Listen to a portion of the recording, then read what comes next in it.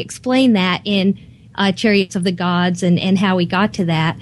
In his new book, he points out, I love the story of Troy and the myth, and he points out that until Schliemann, and pardon me if I pronounce that name wrong. Absolutely fine. Thank you. Discovered it was fact. And can we go beyond that? Well, I mean, the Schliemann story is interesting because here we are confronted. It's the best example, and we kind of like forget it, but I think we constantly need to bring it to the forefront. Up until Schliemann's time, everybody assumed that the story of Troy was myth. This couldn't be real. These things couldn't have happened. It was, another example of the Greeks creating these beautiful imaginary tales. And Schliemann was one of those who basically said, I'm not buying it. I see too much detail. I see too much eye for detail. Why would they be creating this? It's almost as saying, like you could create a wonderful, create this utopian civilization, and you go into extraordinary details how somehow there was this suburbia of the civilization whereby two roads had really bad road surfaces. And you would kind of go like, hold on, this guy who's writing about this idealized civilization seems to have a hang-up about the suburban street there somewhere. And so maybe it's not that idealized. Maybe he's actually talking about something real. And that was basically Schliemann's impression when he was reading Troy. He just felt that the story of Troy was way too factual to be fictional. And so when he began to basically break it down and use the story of Troy as I wouldn't say a treasure map, but like a road map, and to try and identify whether Troy was real or not. He eventually was able to discover, the real whereabouts of Troy. And today, Troy has been overrun with professional archaeologists who have, pinpointed Troy 1, Troy 2, Troy 3, wondering which of these phases of the city of Troy was the one which the Greeks destroyed. But 150 years ago, they were laughing at Schliemann for even putting a shovel there. So, right. It's one of the telltale examples that these fictional stories might not be as fictional as these academics want them to be. Absolutely. And it kind of brings me to Atlantis. Obviously another perceived or, declared fictional place. According to the Greek philosopher Plato, it's not. Is there a connection between Troy and Atlantis? Yes, but again, in the book, Erich actually says, like, okay, let's stop focusing on trying to find where Atlantis is, because hundreds, if not thousands, of books have been written about this. But there is a very important message about Atlantis. You introduced Plato as a philosopher, and this is the way academics like to play it as well. They're basically saying that Plato was extremely upset with all of his colleagues in ancient Greece, and basically felt that civilization and democracy wasn't the way it should be. And so he invented this idealized state called Atlantis, and basically told all of his colleagues, you should really adhere to the standards of Atlantis rather than, because they were real. Well, that might work fine within the circles of academics who basically love to debate endlessly, it seems, without any evidence. But the evidence in this case is far different. Plato is writing about Atlantis in a volume which is solely dedicated to history. Everything in this book is historical. And when he comes to the story of Atlantis, he's basically saying, what I'm going to tell you is history. It's history. And academics are basically saying, oh, well, he said that it was history. But we know that what he was saying was fictional. An awful lot of people say that it's fact even when they're inventing stuff. Well, that might be true, but here's what happens next. Plato is saying, I know that you're not going to believe me, but it's factual. And so in his own time, he has skeptics. And these skeptics basically jump in a boat and dash off to Egypt in the full hope of exposing Plato for a liar. And what happens is that these people arrive in Egypt. They go to the temple, which Plato says has the myth of Atlantis inscribed on its columns. They speak to the priests. The priests confirm that Plato's person who told him the story, a guy called Solon, had indeed visited there, that they had spoken to him. And they actually point to his skeptics out the column where the story of Atlantis has been written. Now, unfortunately, in the 2,500 years since, that column no longer exists. But in his time, his critics go back to Greece and actually say, mea culpa, or whatever the Greek equivalent of that Roman expression is, and say, we were wrong. We were the ones who had it wrong. You indeed are right. The ancient Egyptians do have records of a lost civilization of Atlantis, and that is basically, again, what Erich is trying to do with this book and throughout his work. He's basically saying, don't be so quick or easy to fall for the quick, easy, beautiful, smooth explanations which quite often are given to you. There are an awful lot of facts which give a completely different picture, and then basically goes on and lists those facts for you. In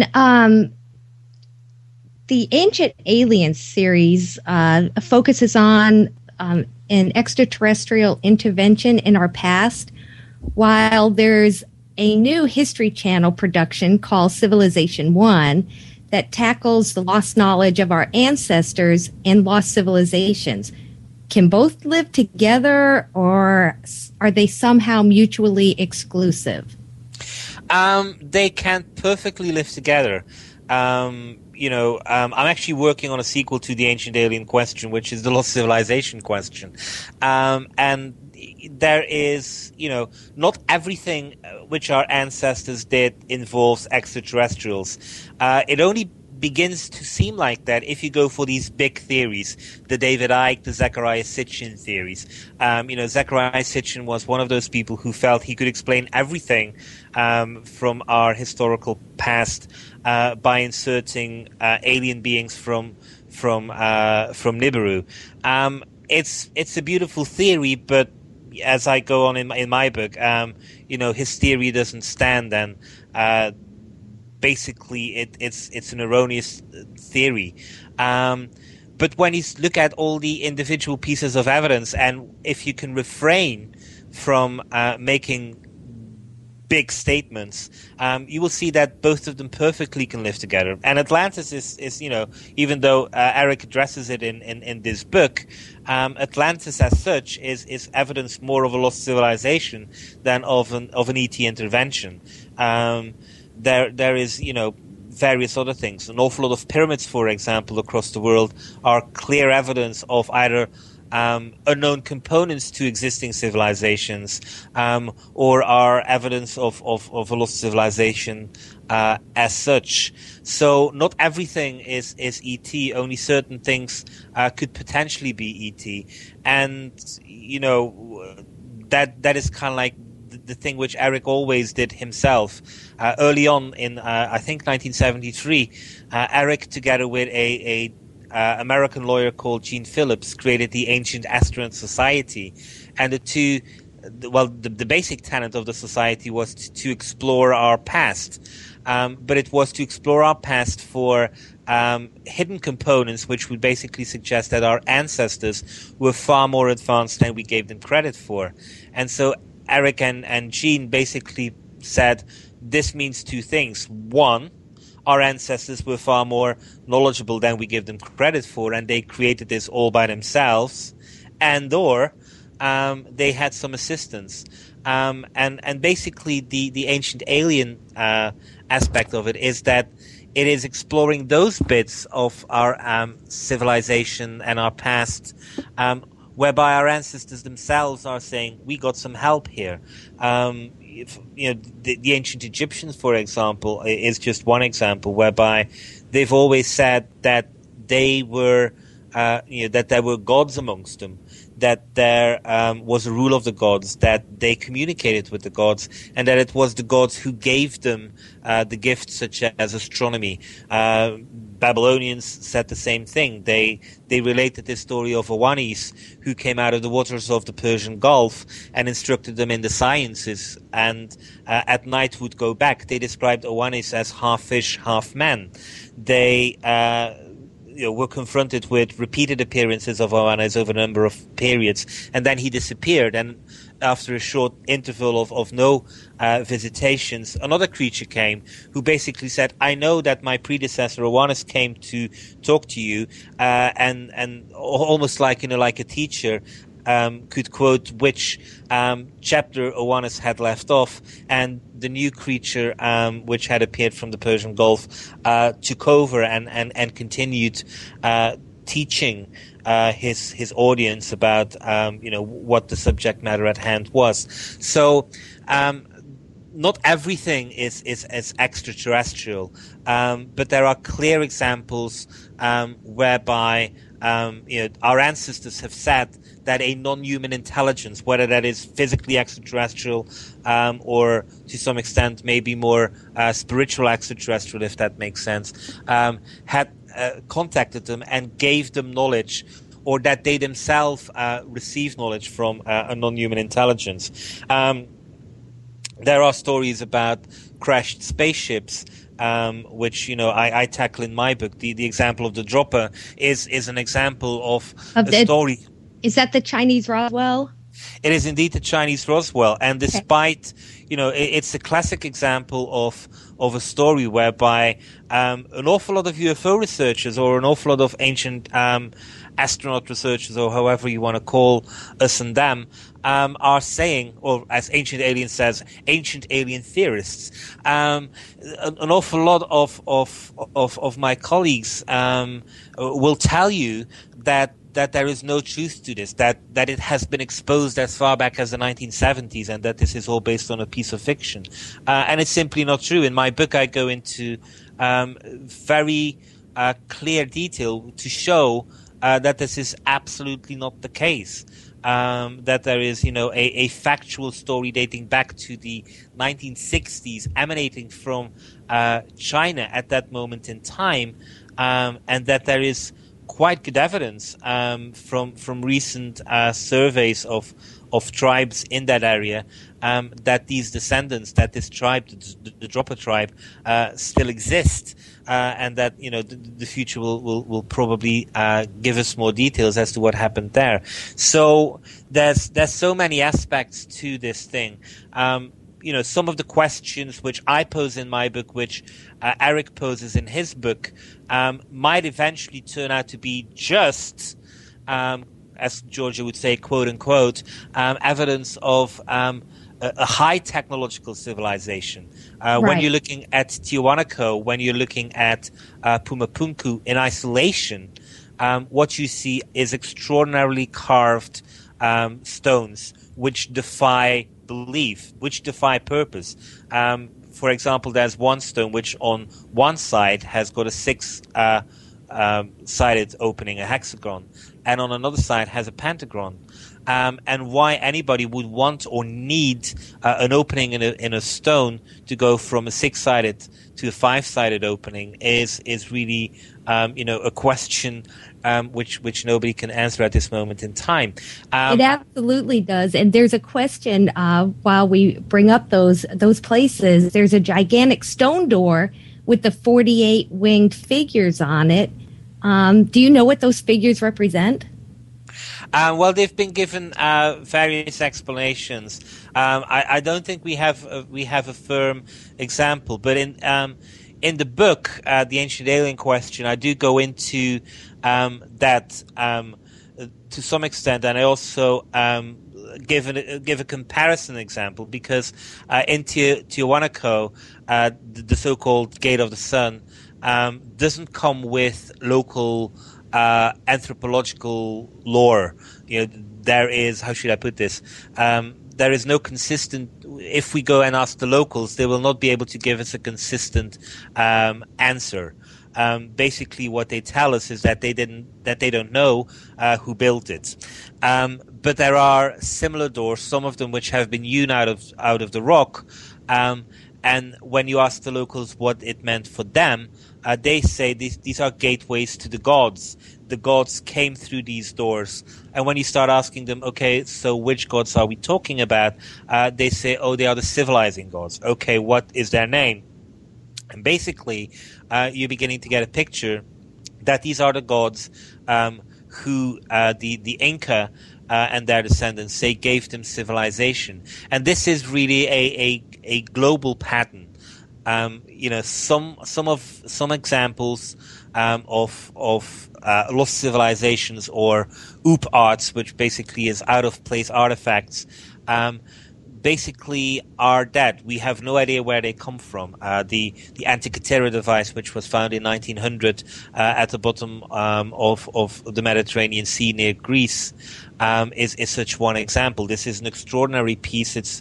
It clearly incorporates knowledge of astronomy, and it was created into what people have labeled the first computer, in the sense that there were gears and levers whereby people could analyze the position of the sun and the moon and predict them, and including some of the planets. But there is no evidence there, nor I think should actually the question be asked too much, that this is evidence of an extraterrestrial intervention. It just shows you there that our ancestors were far more advanced. But when the two begin to merge, such as in the case of the Egyptian civilization, such as in the case of the Inca civilization, when you have evidence that these civilizations said that they did not walk on the path of civilization themselves, but that they were aided by gods, that is, I think, when we should really ask the ancient alien question, rather than just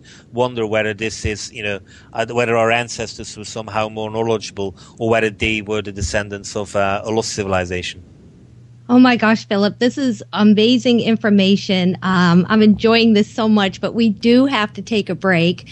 Everybody, you're listening to Epic Voyages Radio on the Inception Radio Network. I am Chase, and we are also pleased to have Philip Coppens with us tonight. We will open the phone lines and chat questions at the top of the hour, so stay with us. We're going to take a short break, but we will be right back. We are back, everybody, with Philip Coppens, and you're listening to Epic Voyages Radio.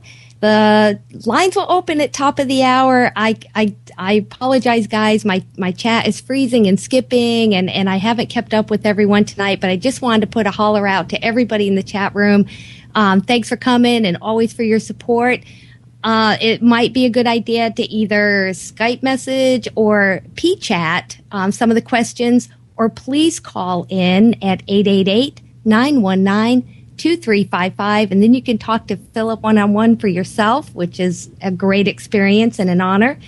Let me give that number just one more time for the people that went, oh no, I should have had a pen. That number is 888-919-2355. So that break went by pretty fast, Philip. Hey, time flies when you're having fun. It is a fun interview, and I thank you again so much. But we'll jump right back in there since we have you kind of captured audience right here. I think one of the big questions I really wanted to ask was, why does science not touch the ancient alien subject? Because they don't like it. I mean, sure. But it's one aspect of so many things science doesn't touch, and my big beef is really that we have traded this idea that we've gotten rid of the church, which dictates what we should believe, and we now assume that science is this freedom, this searching for answers. But it's not. It's as dogmatic, if not more dogmatic, than the church, because whereas the church was only pretty much interested in kind of focusing what you believed on kind of anything to do with religion and tensions from it, science is far more all encompassing. And we featured him in the third season of Ancient Aliens, but one of my heroes is Chandra Wickramasinghe, who is a professor in Wales who studied under Sir Fred Hoyle, and he has gone on the record and basically said that he and all of his fellow astrobiologists who believe and have who actually do not believe, who've got an evidence, scientific evidence, that life did not originate on this planet, but that life originated elsewhere in the universe and then came to planet Earth billions of years ago. All of the evidence supporting this has been denied publication in scientific journals since 1982. NASA is one of these victims. NASA is and has invested an awful lot. NASA is basically moving away from SETI, using radio astronomy and trying to determine whether or not ET is there. They have gone to telescopes, which they've put into Earth's orbits, and which are creating great results. 54 potential planets hosting alien life were identified in February of this year. That's an amazing number. Yes, and when they're saying 54 potential ones, it basically means that they all have the potential building blocks of having life, very much like here. But NASA has gone beyond that. They have recreated interstellar space in laboratories, and when they did so, they actually found that RNA, which is basically the same as DNA except a tiny bit of difference, but basically just as good as DNA. It's the building block of life. And what they found is that this creates spontaneously within interstellar space. And so you have very highly educated people at NASA, including their Russian counterparts, basically saying that life is a cosmic imperative. But all of them at the same time are saying that they can't get these findings published anywhere. Popular Science in their October issue, which might still be on sale depending how quick Popular Science gets its November issue out, is basically in the October issue it was headlining with the story, two stories about ancient alien life. One of them was about alien life. One of them was that most of the astrobiologists at NASA and everywhere else are pretty sure that within 15 to 20 years they will have identified planets where alien life forms exist. But more to your point, the other article is about a biologist called Wolf Simon, and she identified a completely weird, anomalous life form in Mono Lake in California. Everything which science says about what the conditions for life should be, this life form basically negates and says like, no, I don't. And wait, no. That was awesome. And so in December of last year, she had accumulated all the evidence and she published, and NASA held this big press conference, the biggest press conference since 1996, when President Clinton announced that there was evidence of life in a meteorite from Mars. Basically what happened was that the scientific establishment came down on her, and when you can get a hold of Popular Science and read the way Popular Science sketches it, it paints a pretty grim picture of science. It's very dogmatic. It's very you have to be with the in crowd. And even though it's not an example of something to do with the ET theory, a very good friend of mine is Sam Osmanagich, who is the instigator of doing research into the Bosnian pyramids. And when in 2005 and 2006, he made his announcement and said, like, I think there might be a pyramid in Bosnia, and he began to list the completely scientifically accumulated evidence for this. He basically also said, and over the next few years, I'm willing to invest my personal, money into getting archaeologists here to explore this further. Well, the European Archaeological Association sent an email around to all of its members, basically saying, if any of you have the luminous idea to go to Bosnia and work on this dig, know that when your contract is up, we will make sure that you will never, ever, ever get a job on any other archaeological dig anywhere.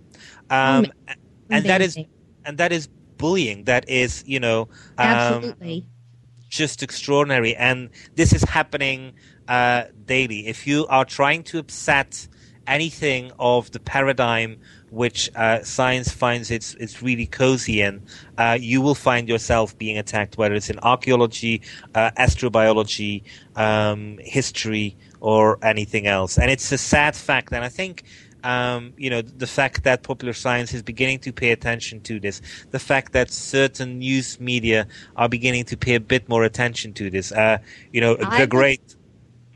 No, go ahead. I'm sorry. Go ahead. I was just going to say, I think that's it. There's so many avenues to get that information out now. So if there's anything like that, there's about 4 people you can hand it to over here in the United States, and just through the websites and Facebook. And it's hard to keep this information down anymore, kind of if you network. So let me know if I can ever help you guys with that.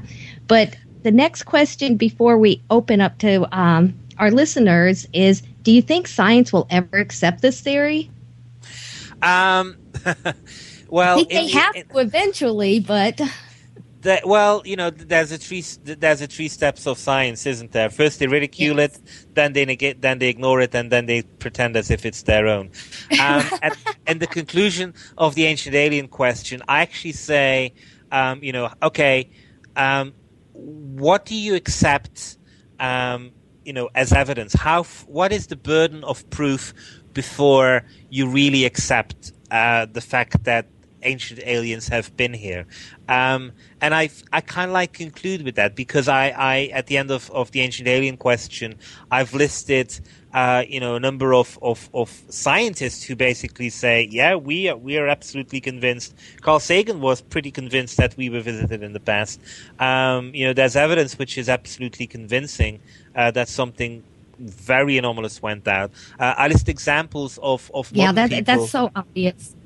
Of modern people who have had contact with non-human intelligences and built extraordinary things or received extraordinary information as well. So I kind of what's the burden of proof? And then, funnily enough, today I got a Google alert for the first book review of the ancient alien question, and basically the reviewer went, I think, even way past anything. And for him, his burden of proof was that basically we would have to somehow find clear evidence of a crashed spaceship, which we would then have to be able to retro-engineer, would have to be able to fly, and then the flight technology would have to be of such a kind that it would make clear that our ancestors would never have been able to do this.